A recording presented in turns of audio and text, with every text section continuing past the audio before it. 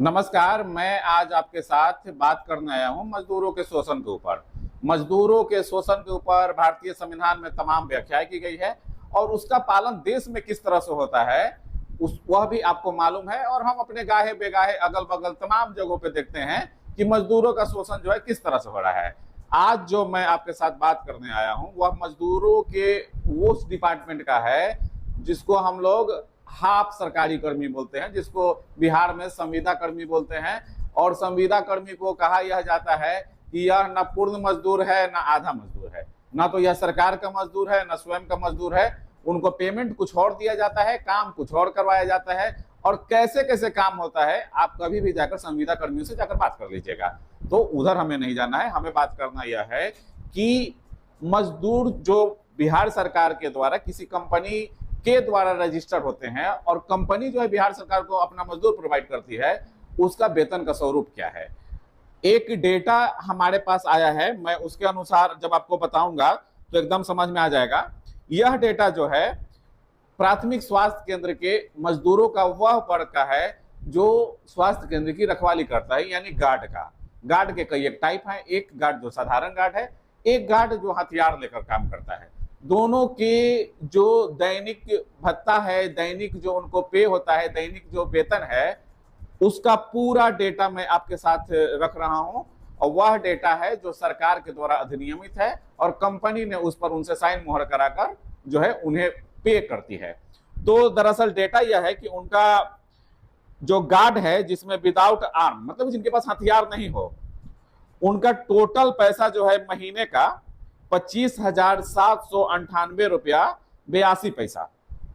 फिर से सुन लीजिए, आपको स्क्रीन पे दिख रहा होगा 25,798 रुपया 82 पैसा, जिसमें उन्हें मिनिमम वेज मतलब कि कम से कम जो उनकी मजदूरी है, न्यूनतम मजदूरी है, वह है उनका 18,070 रुपया।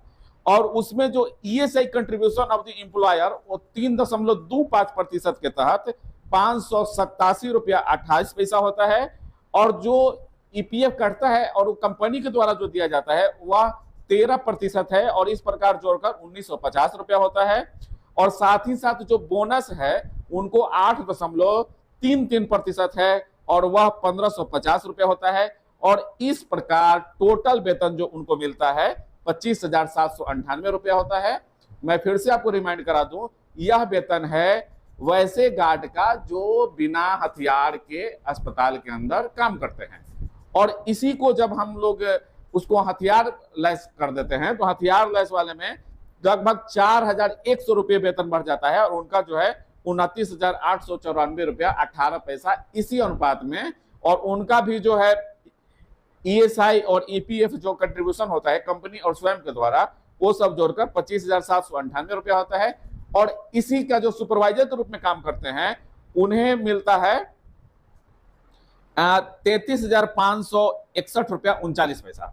तो ये तो बात हो गई सरकारी, और सरकार के अनुसार उनको यह वेतन आवंटित किया गया है और कंपनी उन्हें प्रोवाइड करती है जिसमें उनके हस्ताक्षर ले दिया जाता है।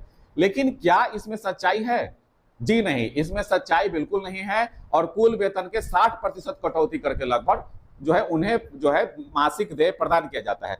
जैसे इसमें मैंने आपको बताया कि टोटल उन्हें 25,798 रुपया 82 पैसा मिलता है जो विदाउट हथियार वाले हैं। उन्हें आपको मालूम चलेगा बातचीत करने के बाद, जिनसे मैं बातचीत किया और बाद में मैं आपको दिखाऊंगा उनका वीडियो, उसमें उन्हें सिर्फ और सिर्फ 12 से 14,000, कहीं 11,000, कहीं 13,000 मिलता है। तो सवाल यह उठता है कि बीच के 12,000 कौन ले लेता है? क्या ये गवर्नमेंट ले लेता है या कंपनी ही नहीं देती है, या कंपनी का मुनाफा है? मजदूरों का शोषण को मार्क्स ने बहुत बढ़िया से समझाया था। मार्क्स ने कहा था किसी कंपनी के अंदर जो आप 30 दिन काम करते हैं, उन 30 दिनों के अंदर जो काम का वेटेज है, जो काम का मूल्य है, उसका तो आपको कंपनी भुगतान ही नहीं करता है, मालिक आपको भुगतान ही नहीं करता है।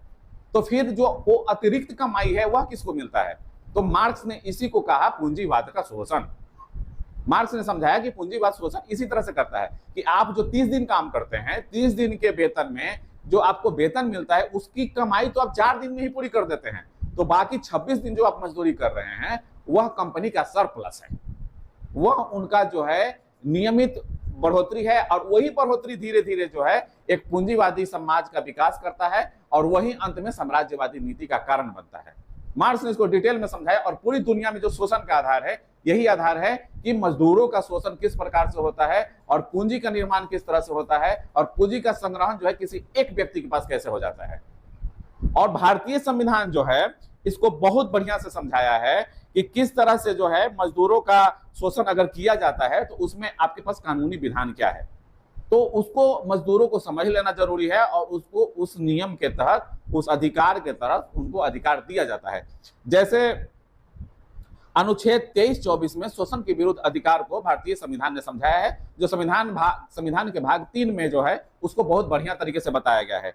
अनुच्छेद 23 कहता है कि किसी भी प्रकार का शोषण जो है निषेध है, इसके अलावे किसी को इच्छा के विरुद्ध श्रम करने के लिए मजबूर नहीं किया जा सकता, भले ही उसके पारिश्रमिक दिया जा रहा हो। और साथ ही कह रहा है कि संविधान में जबरन मजदूरी जो है निषिद्ध है, न्यूनतम मजदूरी से कम भुगतान किए जाने पर इसे जबरन मजदूरी माना जाता है। मेरा यह जो बात अभी सुने आप 6-7 मिनट, उसमें मुख्य फोकस संविधान के इसी धारा इसी उपबंध को लेकर है कि संविधान में जबरन मजदूरी निषिद्ध है, यानी कि मना किया गया है। और साथ ही यह कहा गया है कि न्यूनतम मजदूरी से कम भुगतान किए जाने पर इसे जबरन मजदूरी माना जाएगा। तो यह जो सरकार और कंपनी के बीच का जो साठगांठ है, इसमें जो उनके वेतन का 60% हिस्सा काट दिया जाता है, यह न्यूनतम मजदूरी से कम का भुगतान है। इसे क्यों नहीं संविधान के अनुच्छेद 23 और 24 जो शोषण के विरुद्ध हमारे अधिकार को और आधिकारिक होने की पुष्टि करता है, उसको निषेध करता है। तो यह हमारा वीडियो पहला वीडियो है जिसको मैं आपके सामने रखा हूं। मैं उन लोगों से बात भी किया हूं, उस बातों को भी मैं टेलीकास्ट करूंगा और तब आप तय करेंगे यह कौन सी कंपनी है। उस कंपनी का डेटा भी हमारे पास है, कौन सी कंपनी है और कंपनी किस तरह से जो है मजदूरों का शोषण करता है और उसमें कौन कौन से लोग मिले हुए हैं, बहुत जल्द आपके सामने रखेंगे। आप बहुत बहुत